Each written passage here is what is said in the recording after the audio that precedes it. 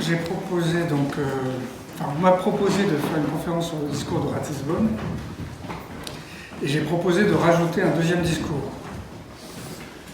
si on peut parler de discours.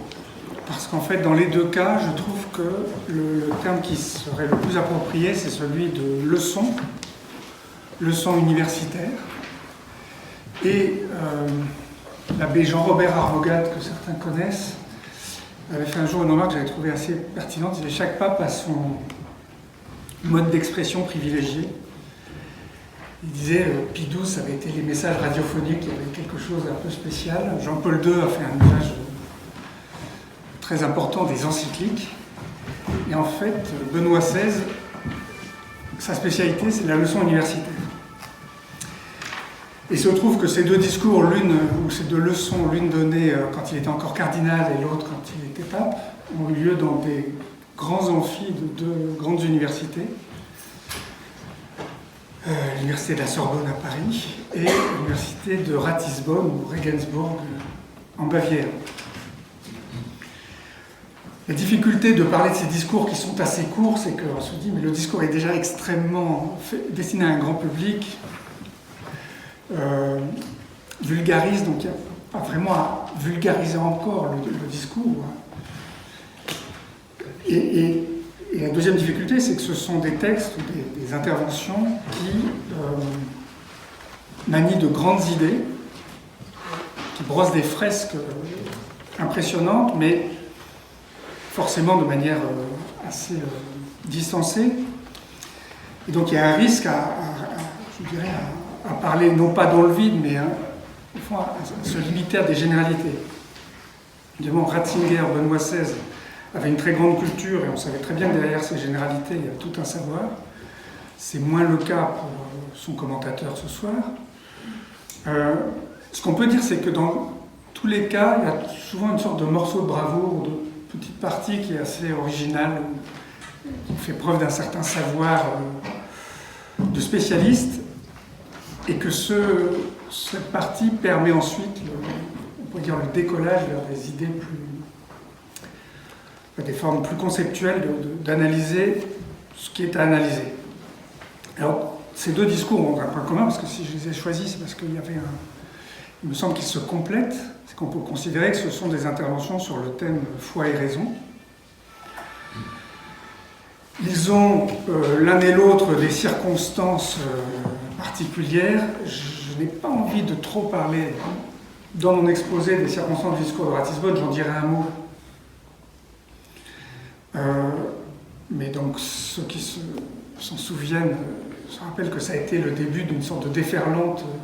Le pape s'en prend à l'islam et il y a eu beaucoup. Donc il y a un sujet historique, il y a des livres qui ont été publiés sur la controverse, on pourrait dire, de Ratisbonne. Je voudrais parler plutôt du fond de la conférence. Le discours de la Sorbonne, alors là les circonstances sont moins connues, mais elles sont très connues de moi, parce que c'est moi qui l'avais invité à Paris quand j'étais encore ici. Et donc j'ai eu une relation assez privilégiée à ce moment-là. Alors c'est pas pour ça que je vais en parler, parce que vraiment, je trouve que les deux se répondent. Et on pourrait dire que c'est la confrontation de la foi et de la raison. La conférence de Paris, qui s'intitule Vérité du christianisme, on pourrait dire que c'est une confrontation ad extra, le christianisme face à une raison païenne dans l'Antiquité, ou théo-païenne aujourd'hui, si on veut, extérieure à l'Église. Le discours de Ratisbonne s'intéresse plutôt à la question de la confrontation de la foi et de la raison dans la foi, et on pourrait presque dire que l'une est plus orientée vers la philosophie, vers les philosophes, et l'autre vers les théologiens.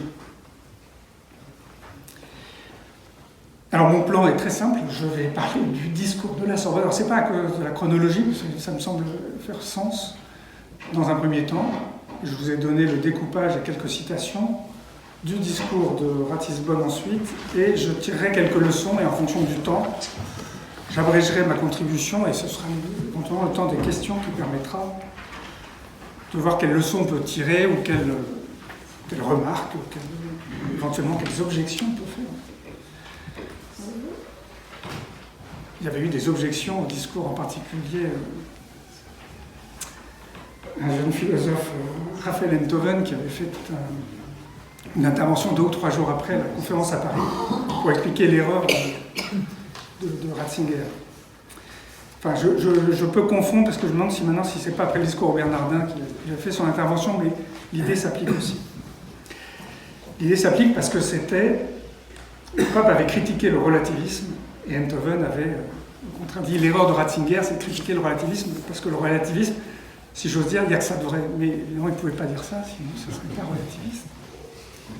Donc le discours de la Sorbonne commence par la question du relativisme avec une anecdote très connue, enfin un apologue de la tradition bouddhiste, les aveugles de naissance et l'éléphant, chacun touchant une partie de la bête et l'identifiant à une chose différente, une corde, un mur, je n'ai plus toute la liste. Et pourquoi est-ce que Benoît XVI, ou donc Ratzinger à l'époque, commençait par là? Parce qu'il voulait dire qu'au fond, cette idée que nous avons une saisie très partielle qui ne nous permet pas de reconstituer, d'atteindre la réalité que nous ne percevons que partiellement, ça s'appliquait à Dieu ou à toute réalité transcendante. Un peu plus loin dans sa conférence, il cite, c'est une citation que je trouve intéressante, que je ne connaissais pas, qui vient du songe de Scipion dans l'Acrobe, un sénateur du IVe siècle, qui était un sénateur de l'empereur Julien, dont il va être question dans un moment, et qui était un défenseur du paganisme. Au IVe siècle, vous savez, Constantin s'est converti, l'Église est devenue religion d'État, mais le paganisme a encore plus que pignon sur rue, et même l'élite est encore souvent païenne. Et ce sénateur, Simac, dit donc « C'est la même chose que tous vénèrent, c'est une unique chose que nous pensons, ce sont les mêmes étoiles que nous contemplons, le ciel au-dessus de nous est unique, c'est le même monde qui nous enveloppe, qu'importe les espèces variées de sagesse par lesquelles chacun cherche la vérité, on ne peut parvenir par une unique voie à un mystère aussi grand. » En fait, c'est une idée qui est étonnamment moderne. C'est une idée moi, je pensais qu'elle n'existait sous cette forme qu'à partir, en gros, du XVIe siècle, les grandes découvertes. Finalement, il y a d'autres cultures, d'autres religions, et peut-être et apparaît par exemple l'idée d'une religion universelle, dont les différentes religions ne seraient qu'un aspect très partiel. En fait, cette idée, des païens de l'Antiquité l'ont eue. Et Benoît XVI dit qu'il y a donc un certain scepticisme inévitable, un certain doute quant à notre connaissance de réalité supérieure à la nature, qui s'introduit, même qui domine la culture contemporaine. Alors, je vais donner cette citation, là aussi que je trouve qui ramasse beaucoup de choses. La théorie de l'évolution semble avoir surclassé la doctrine de la création. Les connaissances concernant l'origine de l'homme surclassé la doctrine du péché originel. Bon, le texte m'a été donné en français, on l'avait un peu relu, je ne suis pas certain que ce soit la meilleure traduction possible, mais je lis la version qu'on avait reçue. L'exégèse critique relativise la figure de Jésus et met des points d'interrogation sur sa conscience de fils. L'origine de l'Église en Jésus apparaît douteuse, et ainsi de suite. La fin de la métaphysique a rendu problématique le fondement philosophique du christianisme. Les méthodes historiques modernes ont placé ces bases historiques dans une lumière ambiguë. Aussi est-il facile de réduire les contenus chrétiens à un discours symbolique, de ne leur attribuer aucune vérité plus haute que des mythes de l'histoire des religions, de les regarder comme un mode d'expérience religieuse qui aurait à se placer humblement à côté d'autres. Et avec l'idée qu'il resterait peut-être aujourd'hui une sensibilité chrétienne relativisée en grande partie à la culture européenne. Et Ratzinger citait le grand historien des religions au XIXe siècle, Ernst Troeltsch, qui avait fait le constat de l'impossibilité d'une culture comme d'une religion universelle. Dieu est au-delà de toutes les cultures, et les religions sont, on pourrait dire, des faces de Dieu qu'atteignent les différentes cultures, et le christianisme serait le côté du visage de Dieu tourné vers l'Europe. Et donc, devant cet échec, au fond, il y a un défi très important, pour le christianisme. Il est impossible de se résigner, en tout cas pour un chrétien, à cette condition d'aveugle de naissance qui n'aurait saisi qu'une partie de la réalité par la révélation chrétienne. Mais comment relever ce défi? Et l'attitude de Benoît XVI, qui va être la même dans le discours de Ratisbonne, c'est de se tourner, on pourrait dire, vers l'histoire du christianisme, et en particulier vers les premiers temps, avec l'idée que c'est dans les premiers temps que l'autocompréhension du christianisme est sans doute la plus authentique. Alors les premiers temps, c'est l'Antiquité, et comme vous savez, Benoît XVI est un grand spécialiste, il a fait sa thèse sur Saint Augustin, donc Saint Augustin est évidemment très présent. Mais on pourrait dire que Saint Augustin, on dit souvent qu'il lègue le patrimoine de l'Antiquité au Moyen-Âge, parce que c'est un des auteurs qui a transmis le plus. Il récapitule beaucoup de la pensée des pères de l'Église, même s'il a sa propre pensée, on pourrait dire. Alors, j'en viens donc à ce moment sur le christianisme des origines comme religio vera, ou religio vera, je sais pas, religion vraie, et comme théologie naturelle. Alors, Benoît XVI utilise une distinction qui a été faite par un grand penseur de l'Antiquité dont toute l'œuvre monumentale est perdue, mais qui nous est en partie connue justement par saint Augustin dans la Cité de Dieu, qui s'appelle Varron, le plus grand ou le plus illustre des Romains, disait-on. Varron est un auteur qui est, semble-t-il, lui-même stoïcien, qui pense qu'il y a un Dieu, mais ce Dieu est quasiment identique au monde, c'est comme l'âme du monde, mais il reconnaît qu'il y a des religions. Donc il y a une connaissance philosophique de la réalité. Alors, philosophie et science, à l'époque, c'est la même chose. Donc c'est l'ordre de la vérité et de la connaissance.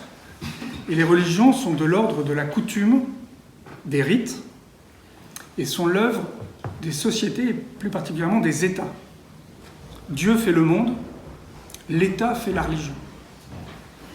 La religion est fondamentalement un phénomène politique.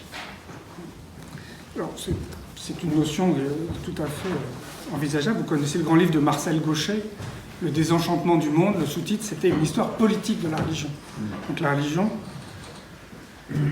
étant fondamentalement, enfin pas uniquement, mais fondamentalement une manière d'organiser le pouvoir dans la cité, et la société moderne, c'est le divorce, c'est donc la fin, naissance de la religion dans ce sens-là, elle n'a plus de pouvoir politique. Et le christianisme serait la religion de la sortie de la religion, puisqu'il sépare le temporel et le spirituel. Et alors Varron, je vous ai donné ce tableau, distingue trois théologies, c'est-à-dire trois discours sur Dieu. La théologie mythique, la théologie civile et la théologie physique. Alors j'ai dit naturel, c'est le même mot en grec et en latin.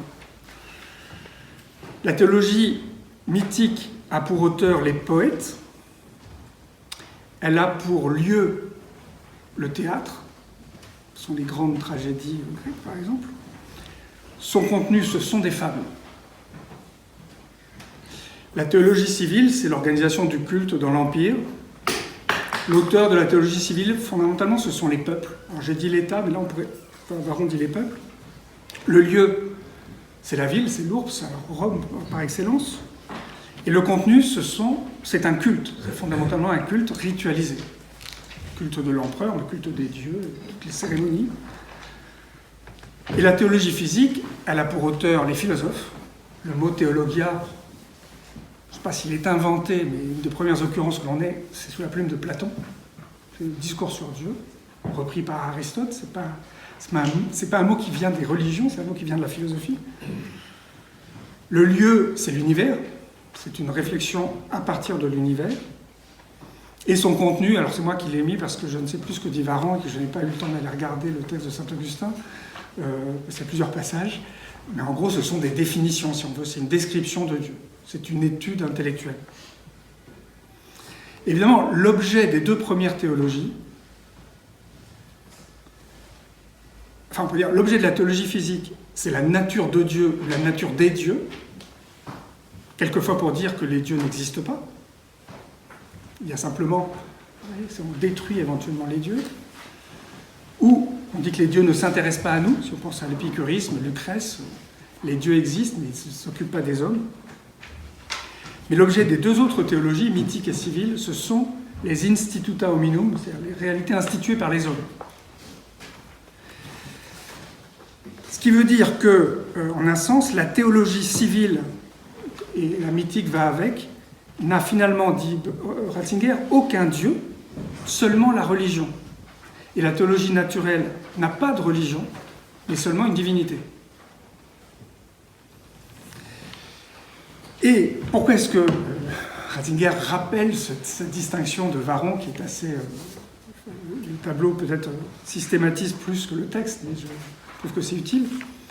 C'est pour dire que la nouveauté du christianisme, ou en tout cas, peut-être un jugement qui serait inattendu, et ce que fait saint Augustin, c'est où se situe le christianisme.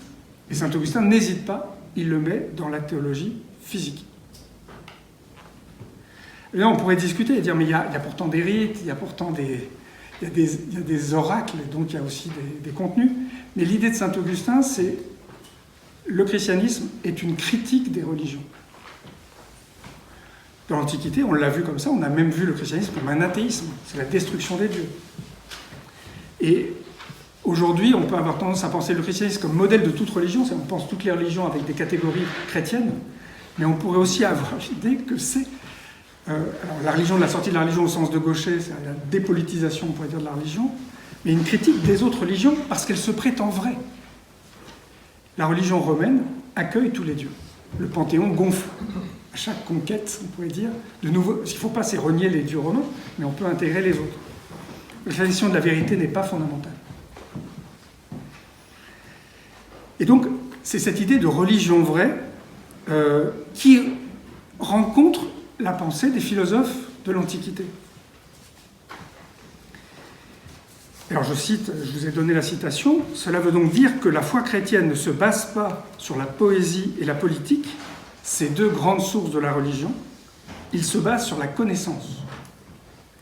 Elle vénère cet être qui se trouve au fondement de tout ce qui existe, le Dieu véritable.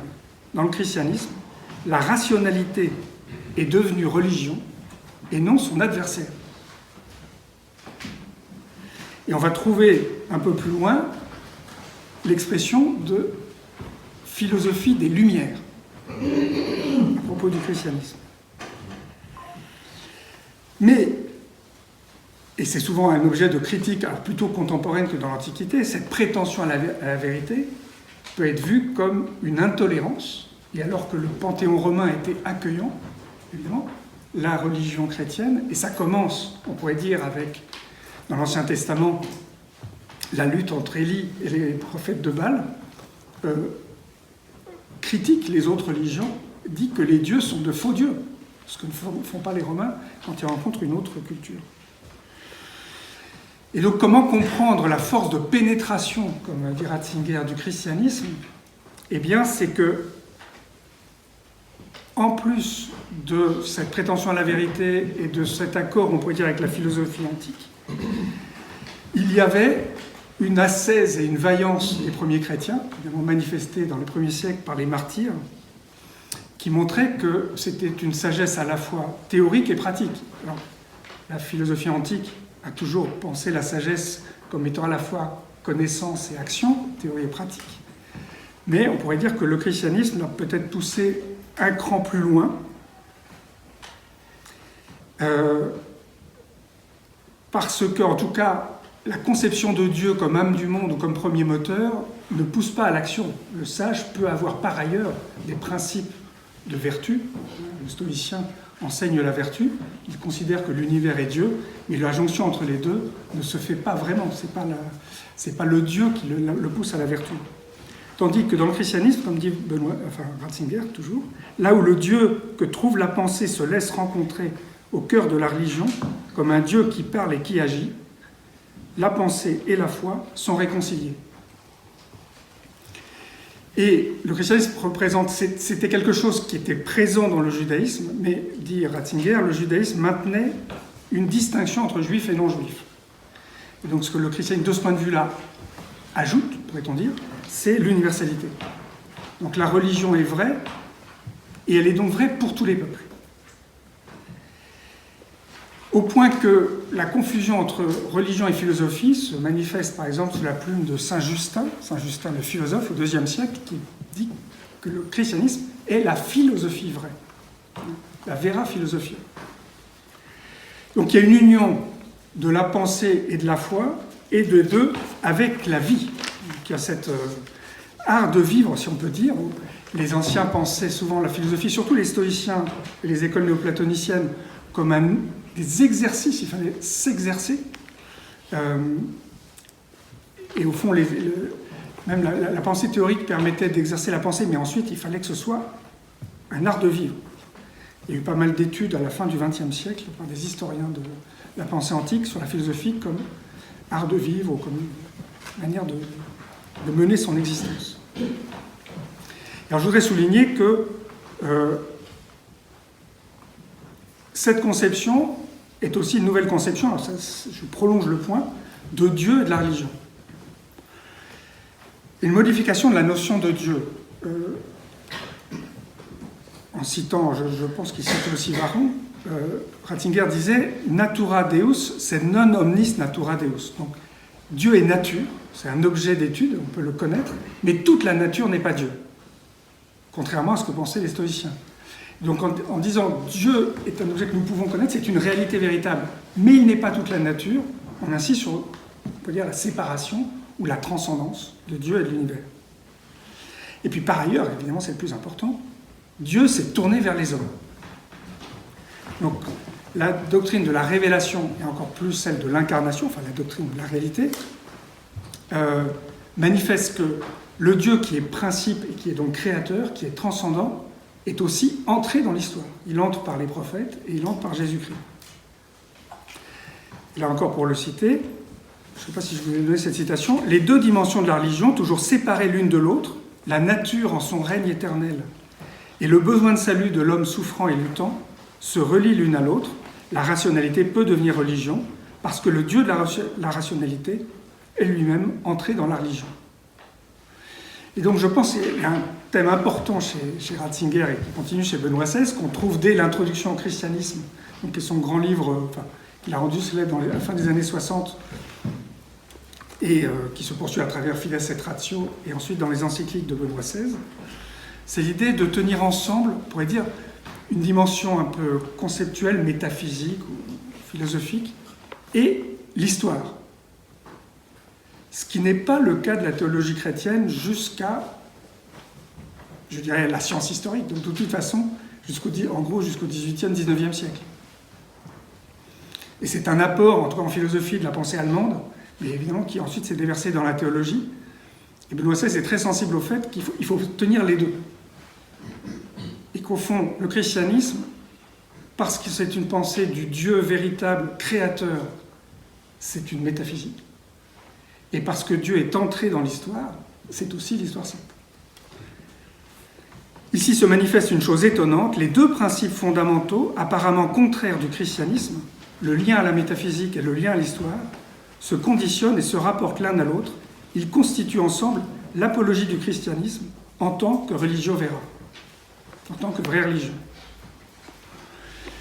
À quoi il faut ajouter, puisqu'on l'a déjà dit, l'exigence morale, le sérieux des chrétiens initiaux, déjà dans Saint Paul, épître aux Philippiens, chapitre 4, tout ce qu'il y a de vrai, de noble, de juste, de pur, d'aimable, d'honorable, tout ce qu'il peut y avoir de bon dans la vertu et la louange humaine, voilà ce qui doit vous préoccuper. Donc un appel à quelque chose que tout le monde connaît, en tout cas que les philosophes du temps de Saint Paul ou les sages qui ne sont pas chrétiens connaissent, c'est aussi ça qui doit préoccuper les chrétiens. Mais le christianisme dépasse, comme je l'ai dit, les exigences morales des philosophes. Et autre exemple historique que prend donc Ratzinger, c'est que, je vous ai dit, à la fin du IVe siècle, pratiquement au moment des débuts de la conversion de Saint-Augustin, donc dans les années 380, est venu sur le trône ou sur un trône, puisqu'il y a eu 3 empereurs en même temps, Julien, qu'on a appelé l'apostat. Et une des ambitions de Julien, qui est mort à 21 ans, donc ce n'est pas une ambition qu'il a eu le temps de conduire très longtemps, c'était de restaurer le paganisme. Et ce faisant, de rivaliser avec l'Église chrétienne qui est montée en flèche. Au point que Julien a demandé aux prêtres païens d'adopter les mœurs chrétiennes. Et comme l'a dit Teresio Bosco, que cite Ratzinger, il a cherché à christianiser le paganisme. Bon, ça a échoué, peut-être pour des raisons qui ont pu être violentes par moments, puisqu'il y a eu des controverses assez violentes, mais il y a un effondrement, on pourrait dire, intellectuel du paganisme au tournant du IVe et du Ve siècle. Et Ratzinger peut conclure, en jetant un coup d'œil en arrière, nous pouvons dire que la force qui transforma le christianisme en une religion mondiale consista dans sa synthèse entre raison, foi et vie.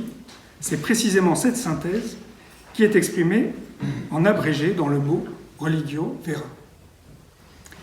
Et la conférence se termine avec la question du défi contemporain. On a expliqué comment le christianisme s'était compris, enfin on a donné quelques éléments, c'est vraiment quelques bribes pour la réflexion, qui expliquent le succès du christianisme. Mais ce succès, nous devons constater au moins que dans la zone, on pourrait dire, du succès, l'Europe, c'est maintenant un échec, ou en tout cas il y a une perte de pouvoir de séduction. Pourquoi ? Alors, là, on peut se demander si la conférence est entièrement satisfaisante, mais je voudrais, parce que c'est très difficile de répondre. Ou alors on va donner des réponses qui sont bien connues. L'idée, c'est que, en gros, il y a eu un progrès de la rationalité qui, à partir de la naissance de la science moderne, pas dans un premier temps, mais progressivement, s'est fait au détriment du christianisme qui a semblé perdre, on pourrait dire, son monopole, ou en tout cas sa rationalité. Pourquoi ? Parce qu'un certain nombre de croyances chrétiennes ne semblent pas se conformer à la science, ou en tout cas semblent relever d'autres choses. D'autre part, joint à un agnosticisme qui est monté, voire à un athéisme qui est monté à partir du XVIe siècle, un idéal de fraternité universelle, même s'il est largement chrétien, puisque c'est quand même la religion de la charité, on pourrait dire qu'on a fait aux chrétiens, l'objection qu'on pouvait faire aux juifs, c'est qu'il y a quand même la différence entre chrétiens et non chrétiens, entre l'Église et hors de l'Église. Et la fraternité universelle pourrait demander de faire éclater cette différence. Et en particulier, le dogmatisme, quelle que soit sa forme, semble aller à l'encontre de l'éthos, comme dit Benoît XVI, de la tolérance. Alors l'éthos, c'est l'ensemble des mœurs, les coutumes, et une sorte de vision qui porte une culture. Donc il y a un défi qui est porté au christianisme comme figure limitée. Alors j'avais cité Simak tout à l'heure, qui pourrait être limitée à l'Europe. Et la réponse, dit Benoît XVI, ne peut pas être seulement théorique, elle doit se faire par l'union de la pensée et de la vie. Donc c'est un des thèmes qu'il utilisera ensuite, si j'ose dire, ou qu'il labourera comme pape, quand il s'adresse davantage à d'Intra, à l'Église. Ça ne peut pas être une réponse institutionnelle uniquement. C'est la vie. Donc c'est l'idée, l'appel à la sainteté, etc. Mais il s'agit de ne pas abandonner le terrain théorique. Et là, il y a des remarques de Benoît XVI sur, en particulier, la théorie de l'évolution. Pourquoi ? Parce que une des branches de la science moderne qui semble expulser Dieu, non seulement ne pas en avoir besoin, c'est Laplace en physique, Sire, je n'ai pas eu besoin de cette hypothèse, donc le système de Newton n'a pas besoin de... Enfin, Newton avait besoin de Dieu, ou en tout cas l'avait posé, mais Laplace dit qu'il n'en a pas besoin. Mais la théorie de l'évolution se présente en rival. On va expliquer l'apparition de l'ordre du vivant par un mécanisme aveugle. Et au fond, le bouddhisme, dit Ratzinger, est plus compatible que les versions du Dieu créateur, si on veut avoir une forme de sagesse à trait religieux. Alors, Benoît XVI dit qu'il s'agit de ne pas discuter de la microévolution et du processus de la sélection qui sont, dit-il, incontestables, mais on peut néanmoins réfléchir sur la macroévolution, donc l'évolution de toutes les espèces, et surtout on peut réfléchir sur l'idée que l'évolution pourrait devenir une sorte de philosophie universelle. Alors, je pense que même d'un point de vue théorique, il est évident que la théorie de l'évolution ne peut expliquer que le vivant. Donc elle ne peut pas expliquer l'apparition du vivant, et elle ne peut pas expliquer, parce que ce n'est pas son objet, l'ordre de la nature non vivante. Et aujourd'hui, la plupart des réflexions qui pointent en direction d'une intelligence créatrice, comme dans l'Antiquité et comme chez les pères de l'Église, le font non pas en regardant le vivant, comme on le faisait au XVIIe, XVIIIe siècle surtout, et donc à l'époque de Darwin, mais plutôt en regardant l'ordre du ciel. Et l'ordre du ciel n'est évidemment pas le produit de l'évolution. Et donc le fine-tuning, comme on dit, le réglage fin de l'univers, ne peut pas être expliqué par l'évolution. Ça veut dire qu'il n'y a pas d'autre explication. Mais il y a donc l'idée qu'il faut avoir cette réflexion. Alors, Benoît XVI ne la produit pas, et il ne l'a jamais vraiment soutenue. Il n'a pas demandé de faire une théologie naturelle ou physique. Mais il dit qu'il y a lieu de réfléchir et éventuellement de critiquer les solutions de substitution. Et il faut se demander, dit-il, si la raison est un produit latéral, accidentel de l'irrationnel, et si elle est aussi finalement insignifiante dans l'océan de l'irrationnel, ou si ce qui constitue la conviction fondamentale de la foi chrétienne et de sa philosophie reste vrai, in principio erat verbum, donc au commencement était le verbe.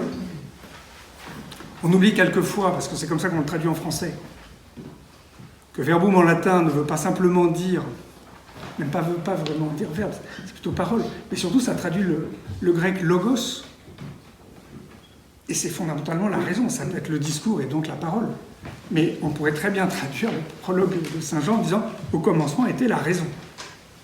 Et un philosophe français, prêtre mais philosophe et théologien, Malebranche, fait parler le Christ en l'appelant la raison. Donc au commencement était la raison. Et au fond, ce que dit Benoît XVI, il y a une alternative fondamentale. Est-ce que le fond de la réalité, c'est ce que pourrait nous proposer la théorie de l'évolution, c'est-à-dire le chaos, enfin le hasard et la nécessité, si on veut, donc l'irrationnel au fondement de tout le réel, donc la raison naîtrait sur fond d'irrationnel, ou si le fond de la réalité est raison. Et dit-il, évidemment, dans le christianisme, non seulement le fond de la réalité est raison, mais il y a une identité de la raison et de l'amour. Alors que l'éthos de la théorie de l'évolution est cruel. Non seulement il n'y a pas l'amour, mais c'est la lutte de tous contre tous, si on veut, ou en tout cas, c'est un éthos cruel, dit Ratzinger. Si on en fait un éthos, je ne parle pas de théorie explicative, mais si on cherche à fonder un éthos sur la théorie de l'évolution. Et donc la conclusion, je suis déjà beaucoup trop long, c'est que la tentative pour redonner en cette crise de l'humanité un sens compréhensif à la notion de christianisme comme religio vera doit pour ainsi dire miser à la fois sur l'autopraxie, donc l'action droite, et sur l'orthodoxie, la pensée droite. Son contenu devra aujourd'hui, à vrai dire comme autrefois, consister au plus profond en ce que l'amour et la raison coïncident en tant que piliers fondamentaux proprement dits du réel. La raison véritable est l'amour, et l'amour est la raison véritable. En leur unité, ils sont le fondement véritable et le but de tout le réel. Donc c'est assez vertigineux comme vision cosmologique, c'est l'idée, le fondement du réel, il y a une sorte de choix qui dépasse la science, mais qui en un sens dépasse la raison. C'est est-ce que je fais le choix de la raison, enfin il y a une option pour la rationalité du réel, ou une option pour l'irrationalité fondamentale. Et cette option n'est pas elle-même, évidemment, une option de la raison. C'est une option pour la raison. Comme vous vous souvenez peut-être, Fides et Ratio parle du fait que le christianisme a soutenu cette option de la raison. Alors, comme j'ai été plus long, il faut que j'aille plus vite, mais en même temps, pas vous écraser sur la conférence de Ratisbonne. La conférence de Ratisbonne, donc en 2006, Benoît XVI revient dans l'université où il a enseigné pendant une dizaine d'années comme professeur de théologie. Il fait des remarques, je vais permettre de souffler un petit peu, des remarques historiques sur l'ambiance universitaire où tout le monde pouvait discuter et se réunir au moins 2 fois par an, étudiants et professeurs, sur le fait que cette université a 2 facultés de théologie et que certains blaguaient sur le fait que c'était quand même incroyable d'avoir 2 facultés pour étudier un objet qui n'existe pas. Mais ça ne les empêchait pas de l'avoir.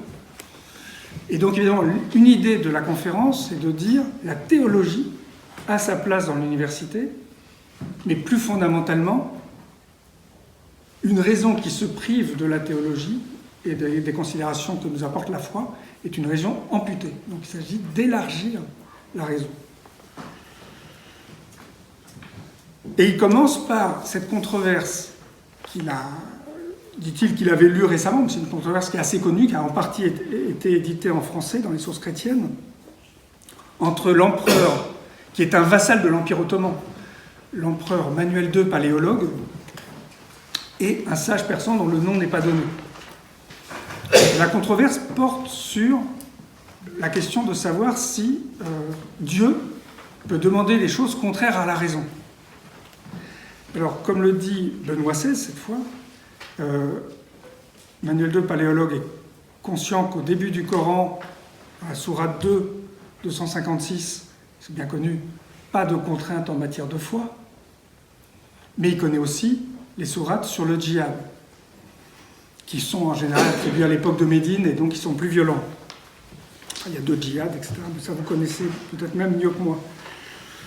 Et dit-il, en posant une question étonnamment abrupte, entre guillemets, au point d'être inacceptable aujourd'hui, c'était dans le discours, Manuel, paléologue, dit à son interlocuteur « Montre-moi ce que Mahomet a apporté de nouveau, et tu ne trouveras que du mauvais et de l'inhumain comme ceci qu'il a prescrit de répandre par l'épée la foi qu'il prêchait. » Donc l'idée que Dieu commande... Alors, la violence, mais je pense que ce qui est important, c'est pas tellement la violence, c'est l'arbitraire divin. C'est ce que Dieu commande, il faut le faire. Mais évidemment, il y avait la question de la violence et de prêcher la conversion par la violence. Dans l'édition du discours que vous trouvez sur le site du Vatican, il y a une note de Benoît XVI que j'ai reproduite parce que je pense que c'est important, qui dit « Dans le monde musulman, cette citation a été malheureusement considérée comme une expression de ma position personnelle et elle a de ce fait suscité une indignation compréhensible. Je souhaite que le lecteur de mon texte puisse comprendre rapidement que cette phrase n'exprime pas mon jugement personnel sur le Coran, envers lequel j'ai le respect dû au livre sacré d'une grande religion. Avec la citation du texte de l'empereur Manuel II, j'entendais seulement mettre en évidence le rapport essentiel entre foi et raison. Sur ce point, je suis d'accord avec Manuel II, sans pour autant faire mienne la polémique. » Donc l'idée, c'est que... Alors après, qu'est-ce qui s'est passé? Qu'est-ce qu'a voulu faire Benoît XVI? Est-ce qu'il a voulu quand même parler de l'islam par ce biais détourné? Et là, ça a fait mal. Et c'était pas très... sans doute pas très bien calculé, à moins qu'on considère que les résultats sont les résultats attendus. Soit il n'a pas pensé, donc c'est de la naïveté. J'ai plutôt tendance à soutenir cette hypothèse. Surtout qu'il paraît qu'on est venu lui dire peu de temps avant, je crois le père Lombardi, il y a un problème, mais le pape dormait et on n'a pas voulu le déranger. Donc il y a peut-être eu un problème de communication. Les spécialistes en communication pourront réfléchir. En tout cas, ça a suscité une controverse. Mais le point visé, c'est bien ce que je signalais, c'était la question, est-ce que Dieu peut commander des choses qui vont contre la raison? Alors, l'autre citation que je vous ai donnée vaut la peine d'être lue. Dieu ne prend pas plaisir au sang, dit-il, et ne pas agir selon la raison est contraire à la nature de Dieu. La foi est le fruit de l'âme, non pas du corps. Celui qui veut conduire quelqu'un vers la foi doit être capable de parler et de penser de façon juste, et non demander si le décalogue mosaïque exprimait la loi naturelle, c'est-à-dire si la raison était capable d'établir la vérité du décalogue, et si Dieu a pu ou aurait pu commander quelque chose qui s'y oppose. Il semble l'avoir fait, par exemple, en commandant à Abraham de sacrifier Isaac. Il a enfreint le décalogue, tu ne tueras pas. On peut dire c'est avant le décalogue, oui, mais enfin, le décalogue, a priori, sa vérité est éternelle, s'il est vrai. Et Guillaume d'Occam a poussé la logique jusqu'à dire, en fait, Dieu peut commander tout ce qu'il veut. Il pourrait même commander qu'on le haïsse. Simplement, ce commandement, on ne pourrait pas lui obéir. Puisque si on obéit à quelqu'un, on l'aime. Donc il y a un paradoxe, si vous voulez, vous ne pouvez pas obéir au commandement de haïr celui qui commande. Parce que soit vous ne le haïssez pas, donc vous n'obéissez pas, soit vous le haïssez, mais en le haïssant sur son commandement, en fait, vous l'aimez puisque vous faites ce qu'il demande. Et donc, vous voyez l'idée que, et donc Dieu aurait pu commander n'importe quoi. Donc, c'est un problème qui traverse la théologie musulmane et qui traverse la théologie chrétienne. Donc, c'est un problème en soi. Et en gros, l'idée de Benoît XVI, c'est que l'Église, même si il y a eu ces controverses, a pris le parti de la raison. A pris le parti constamment de dire Dieu ne peut pas commander contre la raison. Et il l'a fait, le christianisme, grâce à sa rencontre avec la pensée grecque. D'où l'idée d'hellénisation, comme on dit, de la révélation chrétienne. La rencontre de la pensée grecque, il y en a une qui se fait avant le christianisme, avec un certain nombre de penseurs juifs. Comme vous savez, la Bible est traduite à Alexandrie dans les siècles qui précèdent Jésus-Christ, et qu'on garde sous le nom de Septante. Certains livres, les derniers livres, en particulier le livre Sapientiaux, comme le livre de la sagesse, ont été écrits en grec et ne sont pas reconnus par les juifs. Donc sont déjà très très proches de la pensée grecque. Et bien sûr, nous connaissons la rencontre qui se fait alors avec saint Paul, la rencontre à Athènes, le songe que saint Paul a rapporté par les Actes qu'il doit passer en Macédoine. Donc c'est comme s'il y avait une rencontre providentielle, comme si Dieu appelait son messager à rencontrer la pensée grecque. Et Benoît XVI dit, avec cette nouvelle reconnaissance de Dieu, s'opère de proche en proche une sorte de philosophie des Lumières qui s'exprime de façon drastique dans la satire des divinités, qui ne seraient que des fabrications humaines. Donc on retrouve le thème de la critique des autres dieux. Il s'agit d'une rencontre entre la foi et la raison, entre l'authentique philosophie des Lumières et la religion.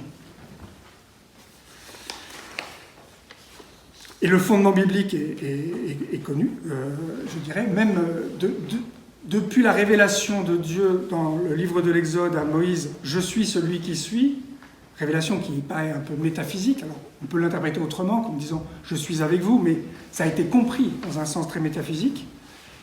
Et même si il est vrai que l'amour surpasse la pensée, saint Paul dans l'Épître aux Éphésiens, comme dit saint Paul dans l'Épître aux Éphésiens, mais dans l'Épître aux Romains, il dit que le culte chrétien, notre culte doit être un culte, alors on traduit souvent spirituel, là aussi ça ne va pas, c'est logique latreia, on pourrait dire un culte rationnel, on pourrait presque dire un culte logique, si on collait au mot. Donc un culte qui met en harmonie la raison humaine et la parole éternelle. Et là je cite, « Cet intime rapprochement mutuel ici évoqué qui s'est réalisé entre la foi biblique et le questionnement philosophique grec est un processus décisif non seulement du point de vue de l'histoire des religions, mais aussi de l'histoire universelle, qui aujourd'hui encore nous oblige. Quand on considère cette rencontre, on ne s'étonne pas que le christianisme, tout en ayant ses origines et des développements importants en Orient, ait trouvé son empreinte décisive en Europe. A l'inverse, nous pouvons dire aussi cette rencontre, à laquelle s'ajoute ensuite l'héritage de Rome, a créé l'Europe et reste le fondement de ce qu'à juste titre on appelle l'Europe. Donc l'Europe, c'est Athènes et Jérusalem, et évidemment Rome. Mais c'est quand même la synthèse d'Athènes et de Jérusalem. D'abord, c'est Rome qui fait, on pourrait dire, la synthèse. Donc ça, c'est l'hellénisation. Et le pape introduit, alors je ne pense pas qu'il ait inventé le mot, mais souvent on lui attribue cette invention, le concept de déshellénisation. Alors, moi je le connais par la philosophie de la religion, c'est un thème depuis une cinquantaine d'années qui est pas mal travaillé par un certain nombre de philosophes américains, c'est de dire au fond, la pensée philosophique et théologique du christianisme admet trop de catégories qui viennent de la philosophie grecque. Par exemple, l'idée d'un Dieu hors du temps, absolument impassible, c'est une idée néoplatonicienne, ça vient des penseurs païens, même de Parménide si on veut, et le Dieu de la Bible est un Dieu historique, enfin, qui rentre dans l'histoire, mais qui doit lui-même être dans le temps. C'est un Dieu qui souffre, qui peut souffrir, qui peut vouloir souffrir. Donc on va introduire une passibilité en Dieu. Donc ça, je connais ce thème. Mais Benoît XVI dit, au fond, la déshellénisation, elle a 3 vagues. La première vague, c'est la Réforme, avec l'idée d'un rejet de la scolastique et d'un rejet de la philosophie au nom de l'écriture seule. À quoi on peut associer, par exemple, la pensée de... Alors, évidemment, c'est de la philosophie, je ne vais peut-être pas en faire trop, mais une séparation de la foi et de la connaissance qu'on trouve dans la pensée des Lumières, les Lumières chrétiennes. Il y a des Lumières qui sont anti-chrétiennes, mais par exemple un philosophe comme Kant a cette formule qu'on comprend mal, et là je vais l'utiliser dans le sens où on la comprend mal, mais c'est un peu... J'ai dû abolir le savoir pour faire place à la foi. J'ai dû abolir le savoir ou la connaissance pour faire place à la foi. Lorsque Kant parle de foi, il parle d'une foi qui est pratique et pas d'une foi doctrinale. Mais il y a quand même cette idée, il y a l'ordre de la connaissance et la religion d'un autre côté. Et ça, cette séparation, elle doit en partie à la Réforme. Deuxième vague, la théologie libérale du XIXe siècle, d'abord protestante puis catholique, qui a pour effet d'introduire... La progression des sciences fait que apparition des sciences humaines et recherche de scientificité, en particulier de l'histoire. Application d'une conception très scientifique de l'histoire à l'histoire sainte, avec expulsion de toute croyance pour bien travailler comme en savant. Et finalement, la croyance au miracle ou autre, soit considérée comme superstition, soit en tout cas comme réservée à un tout autre domaine. Donc il y a un divorce entre ce qui est d'ordre scientifique et la foi. Donc une restriction de la rationalité sur la science. Science évidemment de la nature, mais aussi les sciences humaines. Je pourrais en dire plus, mais je ne voudrais pas être trop long. Troisième vague, j'ai presque fini. La troisième vague, c'est la conception contemporaine qui dit qu'au fond, l'hellénisation, le fait que le christianisme ait rencontré la pensée grecque, c'est la première inculturation. Le christianisme rencontre une autre culture et se glisse ou se fond dans cette culture, ce que les missionnaires ont ensuite essayé de faire avec d'autres cultures. Les inculturations sont des phénomènes historiques, contingents, ils auraient pu ne pas avoir lieu. L'inculturation du christianisme dans la pensée grecque est contingente. Il faudrait peut-être, pour en avoir l'essence, la dégager des catégories de la pensée grecque. Et Benoît XVI, là, est très, très ferme. Cette thèse n'est pas simplement erronée, mais elle est encore grossière et inexacte.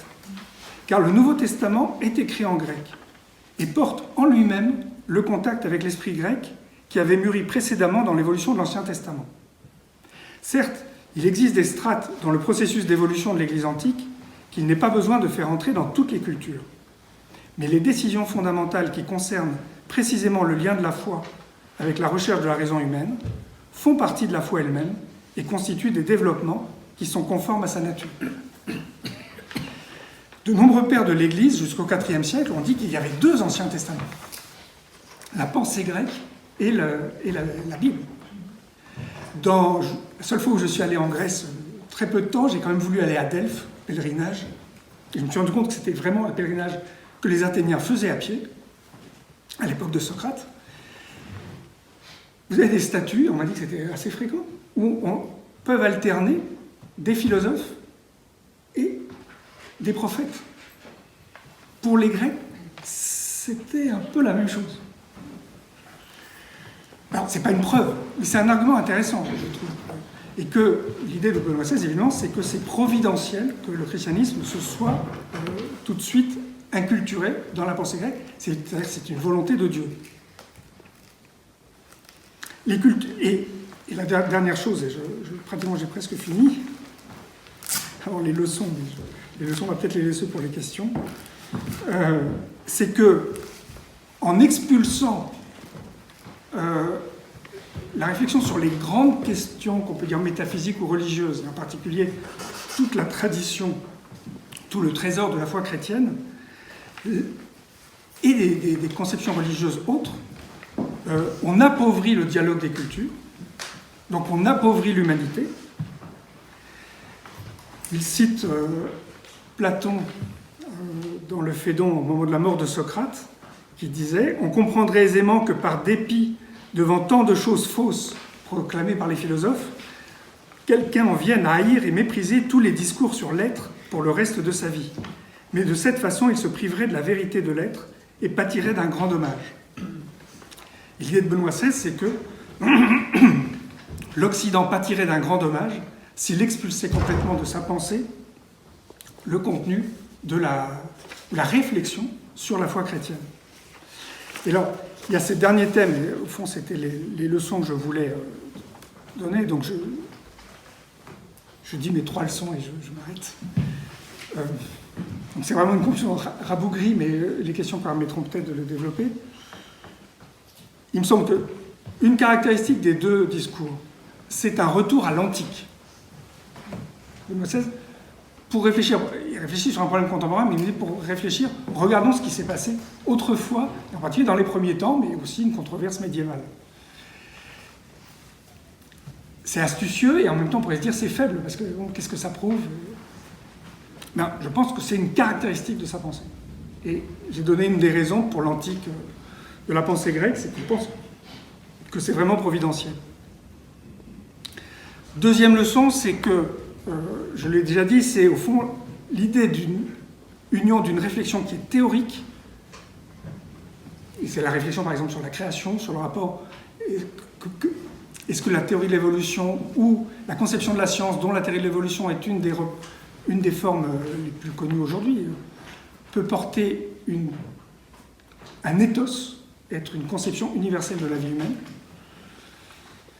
et que le christianisme lie raison et histoire. Et la troisième chose, c'est cette idée d'élargissement de la raison. Et l'élargissement de la raison, dans une conférence de Pascalide, il développait à partir de plusieurs textes de Benoît XVI, qui est revenu sur cette idée de raison élargie. Il déclinait en 3 aspects.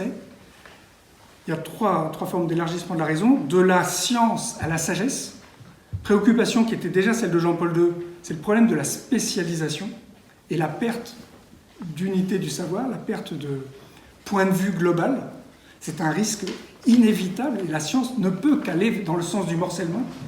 Donc ce n'est pas la science qui peut réaliser l'unité. Et donc si on veut avoir une vision unitaire, une conception, je dirais, plus sage, il faut passer à un autre registre. Deuxièmement, élargissement de la raison à la foi, ce que j'ai déjà dit, inclure les contenus, en particulier de la foi, de la révélation biblique, comme point de réflexion pour ne pas appauvrir la raison humaine. Et troisièmement, l'élargissement, on pourrait dire, de la compréhension du travail intellectuel à l'action éthique, à la vie. Une citation d'un discours à Washington en 2008, « La vérité signifie plus que la connaissance. Connaître la vérité nous amène à découvrir le bien. La vérité parle à l'individu dans son intégralité en nous invitant à répondre avec tout notre être. » Donc cette idée que la vérité engage l'action. Alors c'est un peu l'idée qu'il y a dans l'encyclique Spe Salvi, sauvé dans l'espérance d'une réalité performative de la foi. Mais je voudrais terminer en fait avec la devise qui était celle de Joseph Ratzinger et celle de Benoît XVI, puisqu'il l'a gardée, coopérateur de la vérité, c'est-à-dire agissant avec la vérité. Donc l'idée que la spéculation, la compréhension qui peut être une compréhension historique ou une compréhension théorique, doit avoir un effet dans la vie, et que c'est d'ailleurs la seule manière pour le christianisme, si on peut dire, de s'en sortir, au moins en Europe.